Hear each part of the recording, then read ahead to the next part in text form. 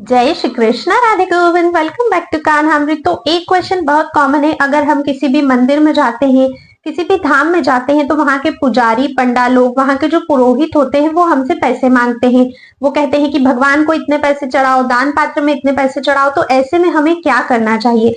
क्योंकि बहुत सारे लोग ऐसे होते हैं जिनकी इच्छा नहीं होती है पैसा दान करने की, या उन्हें ये डाउट रहता है कि पता नहीं ये पैसा किस लिए ले रहे हैं। क्योंकि देखो, जब श्रद्धालु मंदिर जाता है तो वो अपनी इच्छा से अगर कुछ चढ़ा रहा है तो ठीक है, पर कोई फोर्सफुली अगर आपसे मांग रहा है तो फिर उसमें आप एक बार जरूर सोचते हो। तो आज की वीडियो में मैं आपको ये क्लियर कर दूंगी कि आपको पैसे देने चाहिए या नहीं देने चाहिए। अगर देने चाहिए तो किन परिस्थितियों में देने चाहिए, और जितने भी आपके डाउट्स है वे सभी क्लियर हो जाएंगे। तो आप आज की वीडियो को एंड तक अवश्य ही देखिएगा ताकि सभी डाउट्स आप क्लियर कर सको। अगर वीडियो थोड़ा भी पसंद आता है तो हर किसी को शेयर कीजिए जिन्हें भी इस वीडियो की आवश्यकता है। चलिए जल्दी से वीडियो को शुरू करते हैं। तो देखो, काफी दिनों से ना ये क्वेश्चन आ रहा था कि हमें ऐसी स्थिति में क्या करना चाहिए।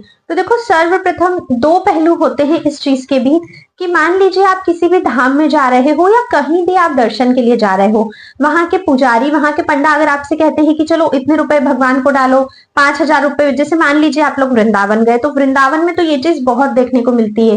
वहां पर जैसे ही आप लोगों की गाड़ी रुकती है, मान लीजिए आप गोकुल गए या कहीं भी गए, तो जैसे ही आप लोगों की गाड़ी रुकती है, कोई ना कोई आपके पास अवश्य ही आ जाता है ये बोलते हुए कि चलिए हम आपको इन इन मंदिरों के दर्शन करवा देते हैं, इतने इतने सभी मंदिरों के, पूरे गोकुल धाम के दर्शन करा देंगे। तो मतलब एक गाइड के रूप में, कि वो आपको गाइड भी करेंगे, सारे मंदिरों के बारे में बताएंगे भी और दर्शन भी कराएंगे।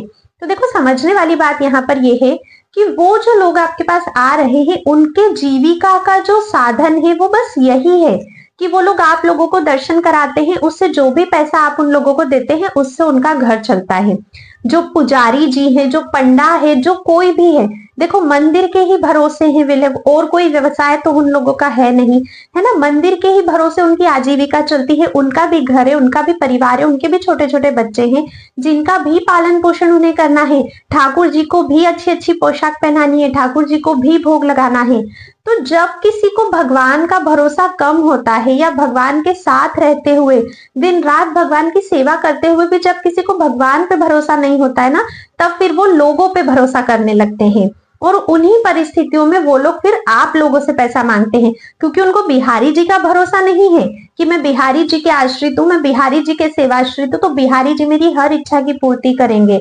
उन्हें कहीं ना कहीं इस चीज पर डाउट रहता है, इसीलिए वो लोग आप लोगों से पैसा मांगते हैं। ठीक है, तो जिसको बिहारी जी पर श्रद्धा नहीं होगी, जिसको बिहारी जी पर भरोसा नहीं होगा, सर्वप्रथम तो पैसे वही लोग आपसे मांगेंगे। ठीक है, दूसरी बात कि अगर वो लोग पैसे मांग भी रहे हैं तो वो लोग, उनकी जीविका है, वही उनकी जीविका है। आपसे पैसा मांग कर, आपको दर्शन कराकर फिर जो भी पैसे आप उन्हें देते हो, उसी से उन लोगों का घर चलता है, उसी से वो लोग ठाकुर जी को भोग लगाते हैं। उनका कोई और व्यवसाय नहीं है। देखो, जिसकी चौपाटी की दुकान है, जिसकी पूजा सामग्री की दुकान है, जिसकी भगवान की ड्रेसेस की दुकान है, या जिसकी कोई और भी दुकान है, वो लोग तो दुकान से कमा लेते हैं। लेकिन ऐसे भी कई सारे लोग होते हैं, ऐसे भी कई सारे पुरोहित होते हैं जो बस इन्हीं चीजों से कमाते हैं, कि आपसे कहा इतना दान कर दो, फिर किसी और से कहा इतना कर दो, किसी को कहा मैं आपको यहाँ यहाँ दर्शन करा देता हूँ, है ना। ऐसे बहुत सारे लोग आपने देखे होंगे जब आप वृंदावन जाते हो, और कभी कभी तो वो लोग हट भी पकड़ लेते हैं कि नहीं, इतना तो आपको देना ही पड़ेगा। वो सब वो इसलिए करते हैं क्योंकि उनका व्यवसाय ही यही है, उनकी जीविका ही यही है। अब ऐसे में आप लोगों को क्या करना है? देखो, अगर आप भगवान के धाम गए हो, अगर बिहारी जी के दर्शन के लिए गए हो, तो किसी भी धाम में जब हम जाते हैं तो हम अपना सर्वस्व वहां भगवान को न्यौछावर करने जाते हैं, है ना। धाम में जाकर किसी से कुछ लेने की आशा कभी नहीं करनी चाहिए। धाम में जाकर तो आपको देने का ही स्वभाव रखना चाहिए।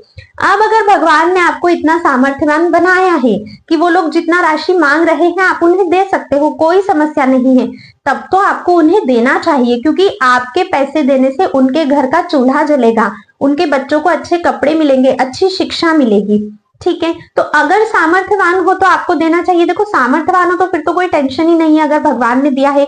और भाव आपको ये रखना है कि उन्होंने कहा, अगर मान लीजिए 2,000 रुपए आपको बिहारी जी की दान पेटी में चढ़ाने हैं, या मान लीजिए 5,000 रुपए आपको बिहारी जी को चढ़ाने हैं, ठीक है, तो आप ये सोचो कि बिहारी जी आपसे मांग रहे हैं अपने पार्षद के जरिए, भगवान को बिल्कुल उसी प्रेम और भाव से वो सारी चीजें समर्पित करो जिस प्रेम और भाव से भगवान ने आपको वो चीजें दी है।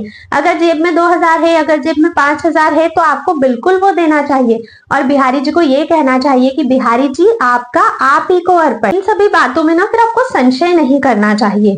ठीक है, अब एक क्वेश्चन ये भी आता है कि अगर हम सामर्थ्यवान ही नहीं है और अगर वो हमसे पैसे मांग रहे हैं तो फिर हम कैसे चढ़ाएं? हम चढ़ाना तो चाहते हैं पर हमारे पास है नहीं। तो देखो, अगर प्रभु ने आपको 200 रुपए दिए हैं और अगर वो लोग आपसे 500 रुपए मांग रहे हैं, तब तो सीधी सी बात है, आप लोग कैसे चढ़ाओगे? तो आप डायरेक्टली बोलो ना प्रभु को, डायरेक्टली बिहारी जी को बोलो कि बिहारी जी आपने जेब में सिर्फ 200 रुपए दिए हैं और ये मुझसे 500 रुपए मांग रहे हैं, तो मैं कैसे दे सकता हूँ? मेरे पास जो होगा मैं वही तो दूंगा और उस 200 रुपए में भी मुझे आना जाना करना है, खाना पीना करना है। तो अगर मैं यहाँ दान कर दूंगा तो मैं वो सारी चीजें कैसे करूंगा? मैं 50 रुपए दे सकता हूँ, 50 रुपए ही दूंगा। ऐसे आप बोल सकते हो। भगवान से किसी चीज का डर नहीं होना चाहिए। भगवान हमारे हैं और हम भगवान के हैं। पता है, जो प्रेमी होता है, जो भक्त होता है, जो भगवान को अपना समझता है, वो कभी भी उनसे कुछ भी कहने में संकोच नहीं करता। आपकी नीयत है देने की, आप देना चाहते हो, पर जब भगवान ने आपको इतना दिया ही नहीं है तो भैया फिर कहाँ से दोगे? तो आप बोल सकते हो, बेझिझक भगवान को बोलो कि मैं 50 रुपए ही दे सकता हूँ, बाकी 150 रुपए मेरे खर्चे हैं, जेब में 200 ही रुपए, घर भी तो जाना है, तो मैं 50 रुपए दे सकता हूँ तो मैं 50 ही दे रहा हूँ। कोई दिक्कत नहीं है, कोई अपराध नहीं लगेगा, किसी भी तरह का कोई दोष नहीं होगा। इन चीजों को आप अपने मन से निकाल दीजिए। आप लोग ना बहुत डर डर के जीते हो कि अरे इन्होंने मुझसे ऐसा कह दिया, अब मैं इनको पैसे नहीं दे पाया, ये तो पंडा है, ये तो पुजारी है, मुझे दोष लगेगा, मेरे से अपराध। अरे ऐसा कुछ भी नहीं होता है। जब भगवान ने इतना सामर्थ्यवान ही नहीं बनाया है तो कैसे दोगे? लेकिन अगर जेब में पैसा है तो फिर आप लोगों को देना चाहिए, है ना? अगर आपका दिल कहता है कि हाँ मुझे देना चाहिए, अगर मन से बिहारी जी आपको ये कहलवाते हैं कि हाँ दो, तो फिर आपको देना चाहिए और फिर उस देने के बाद आपको उसकी चर्चा करना भी भूल जाना चाहिए। शोक नहीं मनाना चाहिए कि मैं वृंदावन गया था, उस मंदिर में 2000 दिलवा दिए, उस मंदिर में 1000 दिलवा दिए, उसमें 500 दिलवा दिए, मेरे तो 4-5 हजार रुपए का खर्चा ऐसे ही हो गया। फिर दोष नहीं देखना है। आजकल नॉर्मल चीजों में हम लोग कितना खर्चा कर देते हैं, थोड़ा सा कहीं घूमने जाते हैं उसमें कितना खर्चा आप लोग कर देते हो। तो अगर धाम में आपके 2-5 हजार खर्चा, 10,000 खर्चा हो भी जाते हैं तो वो करोड़ों से कम नहीं है, उसका करोड़ गुना होकर आपको फल मिलेगा। आज आपको लग रहा है कि आपके 2-5 हजार खाली हो गए, जेब ढीली हो गई, लेकिन ये सोचो कि कितना अधिक फल आपको उसका मिलेगा। धाम में जाकर आपने वो दान किया है, किसी के घर में उससे चूल्हा जल रहा है, किसी के बच्चे उससे भोजन पा रहे हैं, तो सोचो आपको कितना पुण्य मिलता है। अब बहुत सारे लोग नहीं भी देना चाहते हैं तो देखो उसमें भी कोई अपराध नहीं है। अगर आपका मन कहता है कि आपको देना है तो आप अवश्य ही दीजिए। अगर आपका मन नहीं मान रहा है, मन से आवाज ही नहीं आ रही है कि मुझे देना चाहिए, हाथ जोड़िए और वहां से निकल जाइए। फिर आप कुछ भी हाँ ना कुछ भी मत कहिए, हाथ जोड़िए और चुपचाप वहां से निकल जाइए। इसमें भी कोई अपराध नहीं लगेगा। ठीक है, समझिए।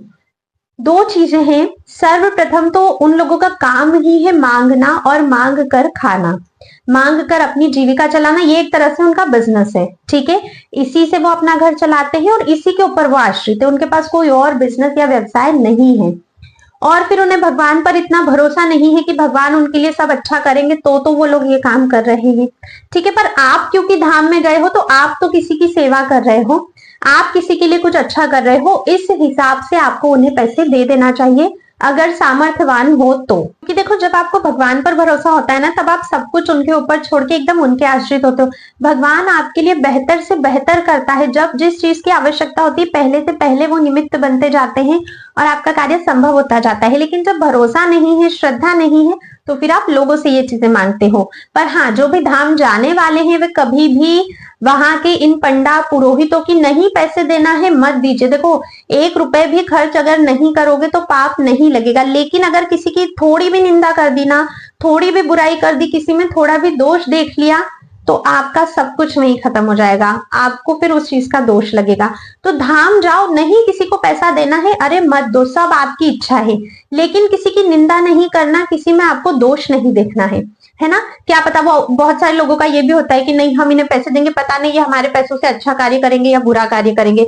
बुरा करेंगे तो वो हमें ही लगेगा, उसका जो फल है वो हमें भुगतना पड़ेगा, क्योंकि पैसा हमारा है, जो अर्थ है वो हमारा है। बहुत सारे लोगों का भाव होता है। ठीक है, आपको नहीं देना है, आप मत दीजिए, पर उस सामने वाले व्यक्ति में दोष बुद्धि मत रखिए, उसका किसी भी तरह का दोष मत गिनिए, उसमें किसी भी तरह की निंदा मत कीजिए उसकी। क्योंकि वो सही नहीं है। फिर धाम में जाकर आप किसी की निंदा करो मत, पैसा खर्च करो, ठीक है। और अगर सामर्थ्यवान हो, दिल कहता है तो फिर आप दो उन्हें, बिल्कुल दो, उससे उनकी जीविका चलती है। तो आई होप आपके सारे डाउट्स इस चीज को लेकर क्लियर हो गए होंगे। और देखो अगर वो मांग भी रहे हैं ना, जैसे जो पंडा है, मान लो मंदिर का पंडा है, बिल्कुल निजी सेवक है, और वो बोल रहा है 5,000 रुपए दान पेटी में डालो, तो एकदम हक से बोल रहा है ना, वो बिहारी जी की सेवा करता है, बिहारी जी ही आपसे वो चीज लेना चाहते हैं, सामर्थ्यवान हो तो दे दो, ठीक है। आई होप सभी डाउट्स क्लियर हो गए होंगे। कोई भी डाउट है, कोई भी क्वेश्चन है, आप कमेंट करके मुझे पूछ सकते हो। आज की वीडियो में इतना ही था, अब मिलते हैं नेक्स्ट वीडियो में, तब तक के लिए राधे राधे।